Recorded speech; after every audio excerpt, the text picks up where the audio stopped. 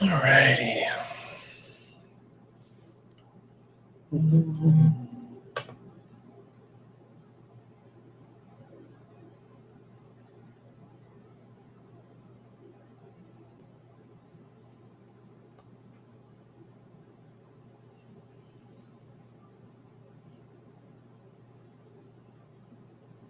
Perfect.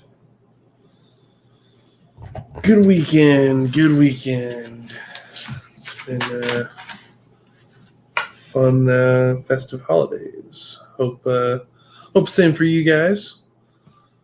Unfortunately, it looks like it's just gonna be little old me.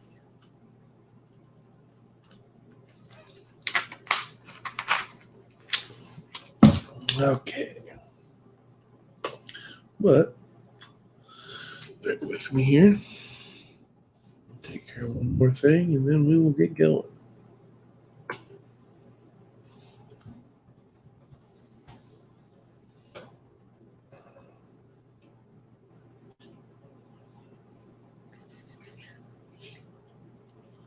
Lots to talk about. Lots to talk about. Bucks clinch playoff spot. We got Arizona and San Francisco currently playing. That's not too bad.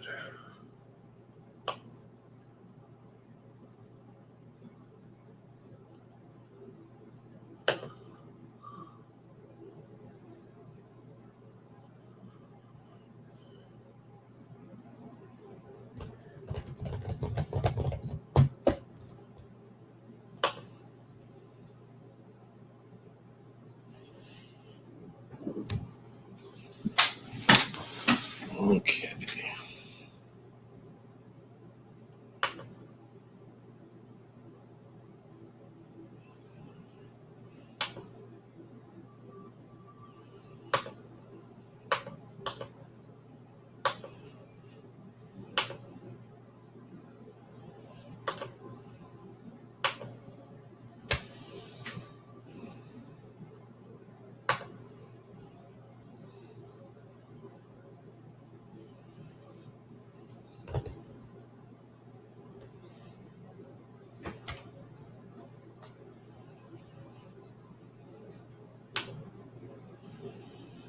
All right.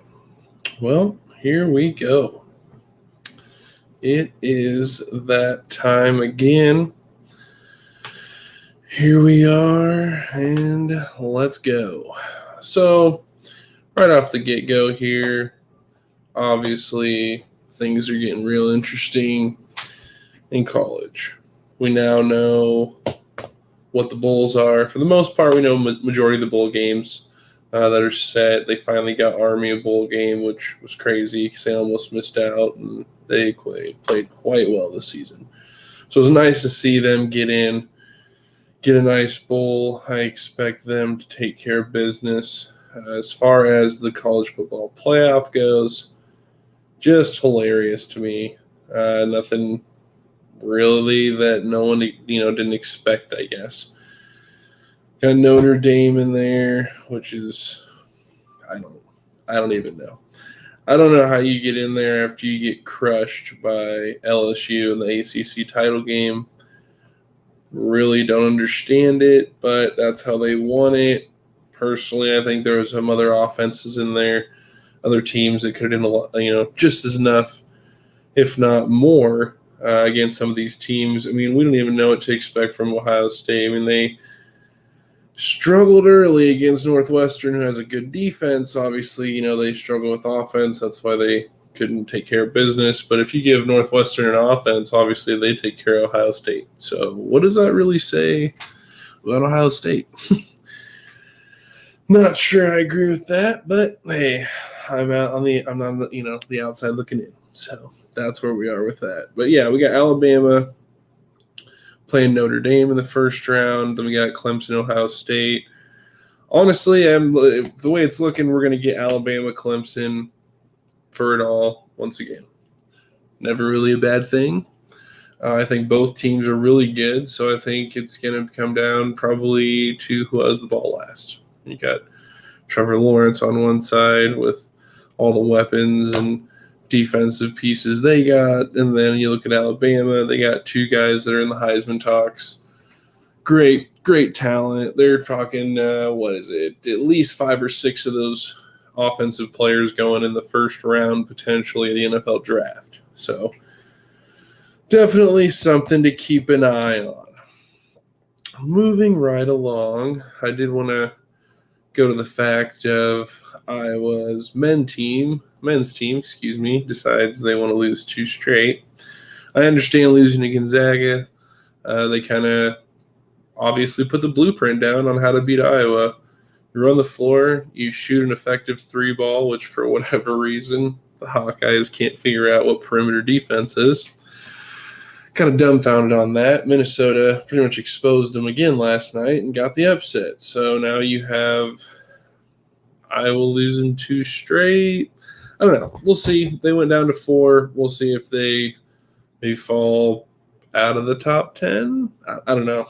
It disgusted me. Disgusted me a lot because you have this team that's relying on Luka Garza too much. Like, the rest of these guys have to get going. You guys have to get these role players involved and get more shooting in order for Luka to have more space, which, I mean, he doesn't need a lot of space, to work. But, when you have people double, triple teaming him because no one else is making a shot, it's kind of what you're going to get. You're going to get a bunch of losses. It's annoying. So I hope they figure that out. Hope they can get things rolling in the right direction. We'll see. It was nice. Also, if we shift back here for a minute, we will shift back to college football. Iowa State did make a bowl game as well. I'm very curious. They got the Fiesta Bowl. My thing is you're going up against Oregon. Let's see how that is. Last time a Midwest team went and played a West Coast team, it didn't turn out so good. Ask Iowa. They met Christian McCaffrey that day. Not saying it's going to happen. They don't necessarily have a player like that. But Oregon's usually a pretty fast team. So that's easily going to put the Cyclones' defense, you're going to find out right from the get-go. They're going to be in it, or it's going to be a long day. Moving right along here, looks like got some feedback. How's it going, CJ? Thanks for joining us, my good sir. Appreciate you taking the time. Appreciate you. So, yes, just moving right along here. On to the next chapter of this solo saga.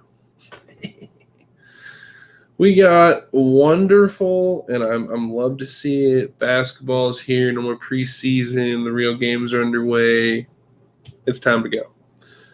Golden State, I will say, I was hopeful. I was hopeful that the return of Curry, obviously it was Curry and Thompson. Thompson gets another injury. Done, which is super sad to see. But I thought Curry would be enough to revitalize the team, kind of get them rolling again, and they've just been smacked the first 2 games. Just totally beat down. I don't understand. I don't know what's going on. I know they got a bunch of young guys, but we're just getting blown out of the water. I don't even know if they're showing up. Like, you guys just going through the motions. I don't know. Like, you guys were a championship caliber team, 2 seasons ago, and then just nothing. But then, excuse me. Then on the flip side, Kevin Durant leaves, goes and joins forces, however you want to say it, with Kyrie in Brooklyn. And let me tell you, those boys look sweet, which is kind of what I expected. Honestly, I knew KD was going to be a problem when he came back. Everyone was saying, he's going to be hard for him to get to that level again and this and that. No, it's not. It's not. It's really not. The dude was finally starting to peak. He was starting to hit his prime, and he's comfortable in his own skin now. He's not out to prove anyone right. He knows what he brings to the table, and you see it. I mean, he's not having to do really anything he doesn't want to do. Like the first game, he got some assists, got some rebounds, scored some points. Last night, he just dropped like 29 or 26, one of the two. He had, 20 plus, whatever, and just, I'm going to go score, help out, contribute, do what I got to do. And you have Brooklyn off to, two just pretty good beatdowns. They're pretty much like, we're here. You guys better recognize it. They come out, game one, beat the Warriors, 125-99. That was the start of the Warriors' whole meltdown. And then they go to Boston, which Boston's not 100%. I'm pretty sure Kemba's injured, having some problems with his knee, which isn't good to see. Quick turnaround, that could hurt them. So that's something to keep an eye on. But then they go into Boston, 123-95, done. Like I don't think they're going to be one of the bottom portions of the East. I think that Brooklyn is a 1-2 seed, and I think that's how it needs to be. It's going to be fun to see kind of the growth of Brooklyn. We've known the role players and everything that they have and what they bring to the table. But overall, it was kind of one of those, we don't necessarily, obviously it's 2 games. You're not going to know probably till 30 games in what these two bring. But with all that being said, if you're curious to see the growth of Kyrie and KD together with these role players, this is a perfect team of role players. They all can do what needs to be done, and they're all carrying each other. So it's going to be, again, something to watch. Then you go to the other end. The Bucks started out kind of a little sloppy, but then they just ran all over the Warriors. Again, I don't know if it's good teams just beating the crap out of the Warriors or if it's just the Warriors just playing like crap. I'm not quite sure what to think of that at the moment. So that's something to definitely watch moving forward is the Warriors, if they can get back into shape, kind of get things rolling again, go from there. The Clippers, again, took care of business, beat the Lakers opening night. We saw that last year, and then they fell apart late. So far, they've taken care of 2 really good playoff teams, obviously defending champs, beat the Lakers first night, and then they beat the Nuggets last night. Just took care of business. It's curious. I like the Tyronn Lue taking over. The guy knows how to win championships. He knows what it takes to be good. So I'm curious if Tyronn Lue will be the missing piece to help Paul George get over the hump. I think it's going to be something to, again, keep your eye on. But when it comes to it, again, Tyronn Lue won championships with LeBron. LeBron wanted Tyronn Lue in the Lakers organization when he first came there. So there's a reason. It's not just, he's my guy, this and that. Tyronn Lue's a very good head coach. So I think that is going to be maybe the difference for the Clippers. Maybe we will get the Lakers-Clippers Western Conference Finals that we've been waiting for. Then you got, obviously, the Lakers losing opening night, taking care of business last night against the Mavericks, which they don't have Kristaps Porzingis. He had a knee procedure done, I want to say October 6th. So, again, quick turnaround on the season. Not quite sure when he's going to be back, but that's a huge missing piece. When those two are together, oh boy, that team can compete with anybody when Doncic has Porzingis. Proven facts. So, moving right along. Thank you again, everyone, for joining us tonight. We're just going to have a quick little let's be honest here. Wish I had the peeps with me, but I was prepared. I took my time, made the script, did all the things I wanted to do, last second things, and I'm just thinking, what's something new? Well, we all know Derrick Henry. We all know Derrick Henry is one of the best running backs in the league right now. Closing in on 2,000 yards, playing out of his mind. Everyone thinks that he's in a league of his own. Well, I think it's time to be honest after last night's performance and say that there's maybe only one other running back in his class, and that's probably Alvin Kamara after scoring 6 touchdowns last night. I don't know if it says more about Alvin being healthy, and you could just definitely see it last night. The kid is healthy and just looks great. So I don't know if it says more about him and being healthy and looking good, making the plays, or if it says more about the Saints and Drew Brees being injured, kind of not throwing the ball a whole lot, just handing the ball off and taking care of business physically, which is what you want to do late in the season, because we all know running the ball and defense wins championships. So I think that kind of puts pressure on some teams in the NFC. Obviously you have to stop the run if you're going to beat the Saints. Maybe if you stop the run, that's all they can do. We'll see. Drew Brees doesn't look good. He threw, pretty sure, 2 picks last night. Not looking healthy. Now, I don't know.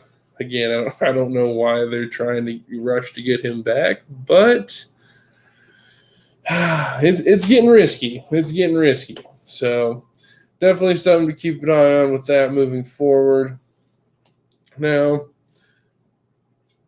that's where, I'm just going to leave it. Alvin Kamara, Derrick Henry, 2 best running backs in the league.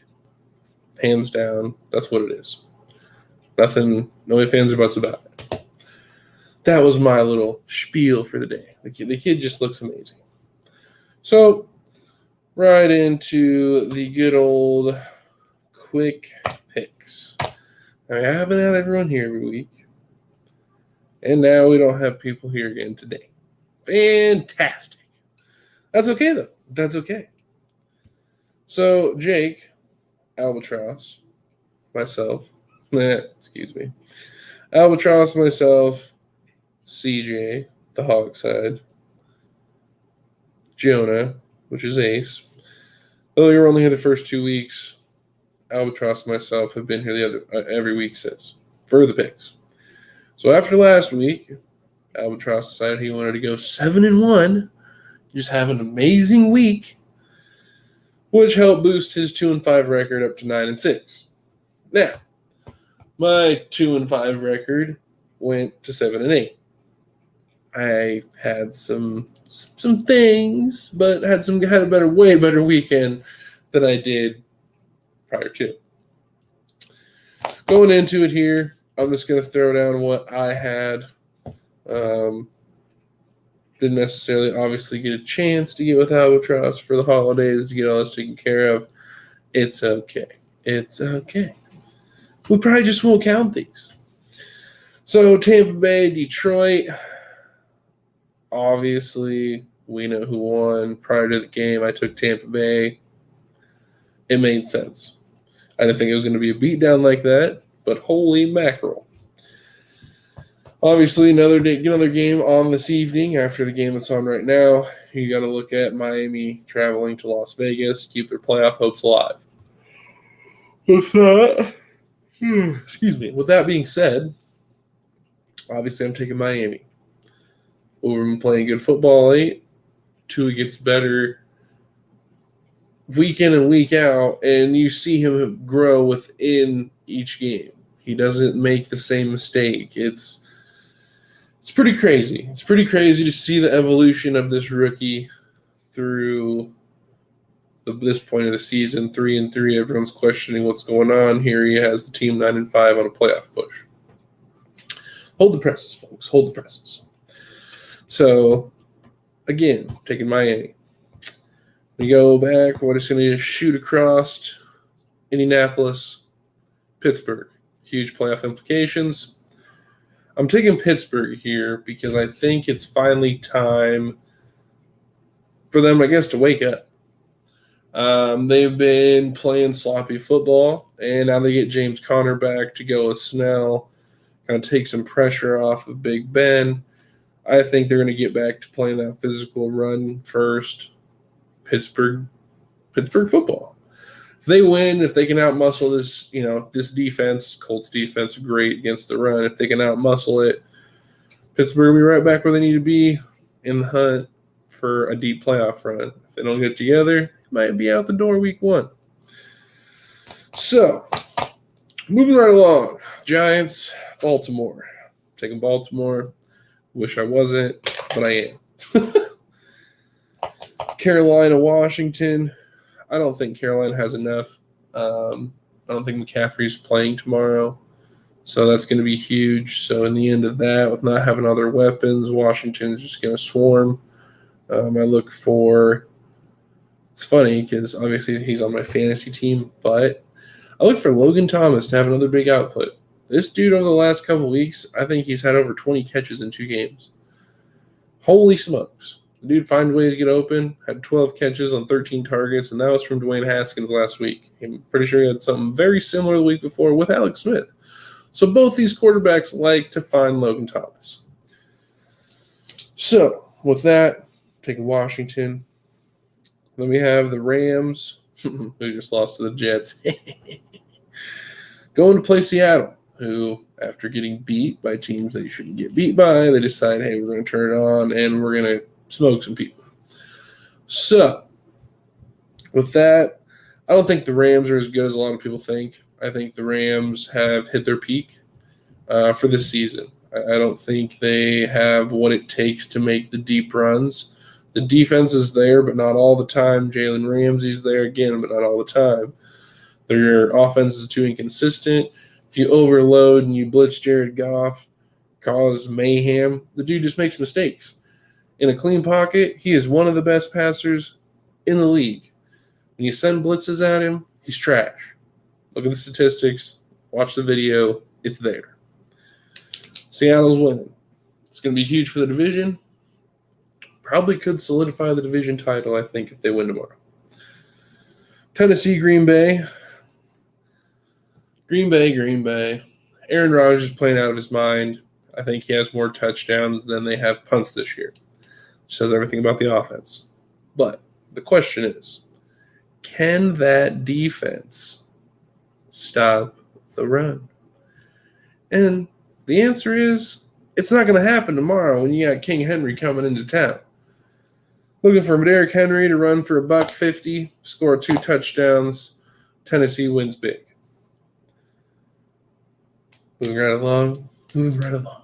Buffalo, New England. Now, it's hard to say that Bill Belichick and the Patriots are just going to pack it in and be done with everything. But I don't think that's what's going to happen. I think you're going to have a New England team going to come out, look to play spoiler, and I think they upset Buffalo on Sunday, which might not be so great for Miami next week, as long as they take care of business tonight. So again, recap here. I have Tampa Bay over Detroit. Obviously, it already happened. Miami over Las Vegas. Taking Pittsburgh over Indy. So I meant to say that.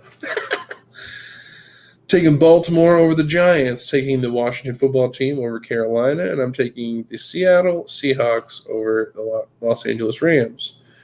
Round out my picks, Tennessee over Green Bay on the road, New England taking care of business of Buffalo, traveling to them. That's just how it is. Of these games, Miami has to win out unless Baltimore, the Colts, or the Titans lose. That obviously helps Miami also. It's tough. The AFC is definitely the cream of the crop this year. NFC, pretty weak. It's pretty crazy to say, which would be funny because you could totally see the NFC just sneaking out a Super Bowl victory and making everybody look stupid.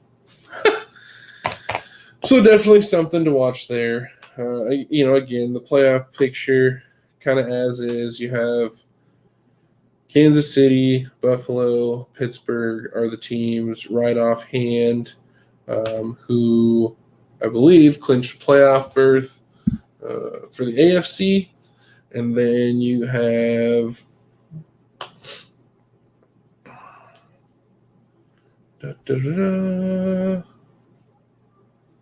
bear with me one momento. Here we go. So, yes, Kansas City, Buffalo, Steelers. Like I said, clinched. Perfect. Then you have Tennessee, Cleveland, Indy, Miami, Baltimore, and Las Vegas. So, Miami wins tonight. Las Vegas is eliminated. They maintain the spot because they control the tiebreaker over Baltimore. If Indianapolis and or Cleveland lose tomorrow, that will be something to watch for. Definitely something to watch for. That could definitely shake some things up and potentially, again, save Miami's life. Oh. But really, they control their own destiny. They win out. They'll be doing all right, but we'll just have to, again, see what happens tonight in Las Vegas. Moving on to the NFC, Packers, Saints, Seahawks all have clinched. You have Washington leading their division with, those measly little Giants and Eagles hanging around there in case, the worst division in football. You still got a chance at 4-9 and 5-9. Oh, it's atrocious. But it is what it is. So I'm going to say here we got, Tampa now clinched a playoff spot. That is right. So really wild card, you got the Rams, Arizona holding those off. Cardinals lose today. That opens the door for Chicago to kind of sneak back in the door. Arizona takes care of business, and they might have it wrapped up. But the 49ers are looking to play spoiler today, so definitely got to watch for that. Excuse me. So, yes, playoffs are very close. There's still some positioning, places to lock down, and then the positioning of kind of where the seeds are going to be.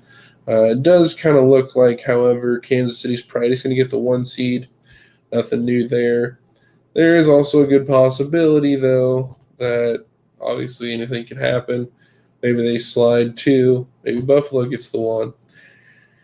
Interesting. Obviously, things to watch. But that's how the playoffs sit right now. It's a good time. You got great football. It's going to be good stuff. So, matchups of the week here. Obviously, we're going to talk Miami, Las Vegas. Let's get to that right off the bat here. Honestly, you got the number 1 scoring defense, number 1 in third down conversions, number 1 interception to touchdown opposing rating. Just a great defense all the way around the board. And when you have Tua, kind of running things on the backside, taking care of the ball, it's hard to beat Miami with a quarterback who doesn't necessarily make the big mistake because of the defense. Yeah, we talked about this earlier. Defense wins championships. Be curious to see how they're going to go about things tonight. I do think they're going to have the Raiders are going to have Derek Carr obviously starting, but there will be a play package from what I'm hearing. Mariota coming in, doing plays every so often to kind of give the defense some new looks. So I'd be curious to see how they adapt to that, how they game plan, and kind of move forward with, this playoff run. They win tonight. You're running pretty much going into a Week 17 huge matchup in Buffalo for a playoff spot. And depending on what happens with Buffalo this week, they could be playing for a lot. If they win tomorrow and Kansas City loses, they might very well be playing for that 1 seed. So definitely going to be something to watch. Playoffs are getting tight. The game tonight's going to be a good one. I definitely expect John Gruden and the Raiders to bring it and have that offense ready to go. Moving along into the games of the week. Indy at Pittsburgh. You can't talk about it enough. You have an amazing defense, run, especially in the run area, when it comes to the Colts traveling to Pittsburgh, who, usually they're that run heavy, physical, smack you in the mouth team. But over the past couple, weeks, they've gotten away from the run. They've lost 2 straight. Ben looks terrible. They're trying to do too much. It's going to be hard to get back, into that running situation. But when you're at home, when you play a team who lives in the dome, in the cold, and we've seen the Colts struggle in the cold before, and it's going to be probably very cold tomorrow afternoon in Pittsburgh. I'm obviously I took Indy for the upset. They're favored by 2. Excuse me. Favored by 2. Hard game to pick. But again, when you have the team playing the way they are, Phillip Rivers is playing good football. T.Y. Hilton's playing good football. Oh, man, it's really, really hard to think that the Colts aren't going to go in and get this job done. They've been playing some really good football, that physical football that Pittsburgh hasn't been playing, the Colts have been playing. They've been running it at people. Jonathan Taylor's been hitting his stride. Again, T.Y. Hilton's playing really good, really healthy, takes the top off the defense. You really have to be, accountable for that. Make sure you understand what these offense is trying to do, the defense. So it's going to be one to watch. That's tomorrow on CBS. It looks like that's the 12 o'clock game. So it'll be something definitely to catch an eye on. It looks like Atlanta is going to be playing Kansas City. Who knows? Maybe Atlanta gets into a shootout with Kansas City. Not a hard thing to say. Atlanta has a very deadly offense. Los Angeles, Seattle, kind of what we were talking about earlier. Huge. Huge in the sense of Seattle gets this. I'm pretty sure the division's theirs. It's done. And the Rams really have to win next week to get a decent wild card spot. Otherwise, they'll fall down to that 7 potentially. Well, yeah, 7 because there's only going to be one terrible team out of the NFC East. Excuse me. Wow. Ooh.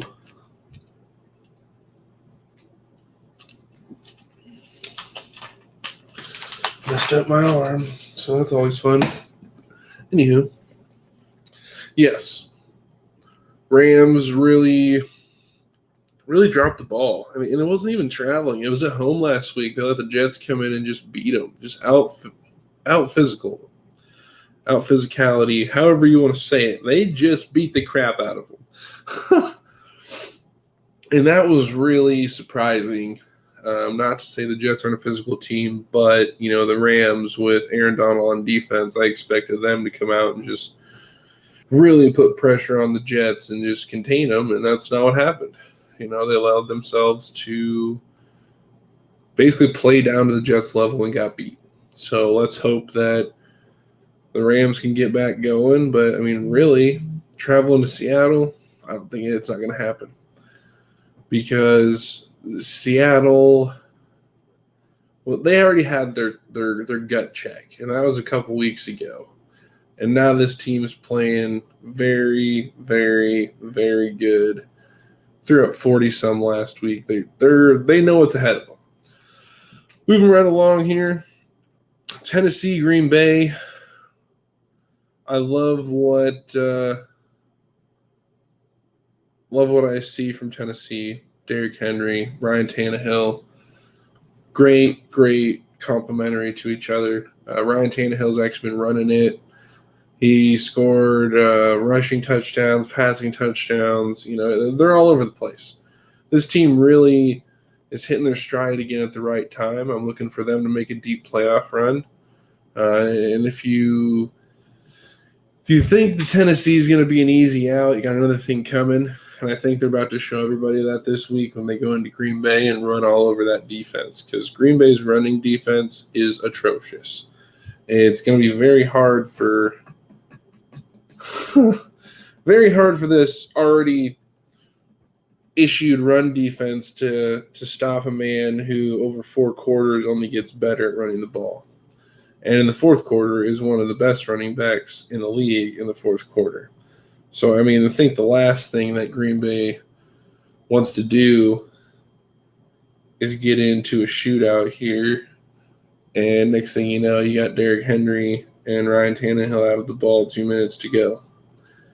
As that would spell disaster for Green Bay. Again, the same thing could happen on vice versa. Give Aaron Rodgers the ball. That's just Aaron Rodgers. I just don't think they got the defense to stop these offenses. Yeah, I think a lot of people are going to have to potentially travel to Green Bay, which is another big reason why it's a big game tomorrow.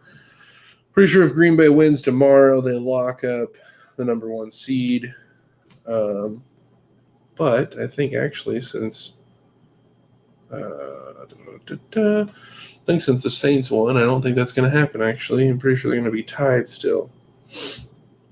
I'm going to double check this. Let me see. Yeah, I'm pretty sure the Saints are the number 1 seed now. And that's huge because, you take away home field advantage from Aaron Rodgers. Whoo-hoo!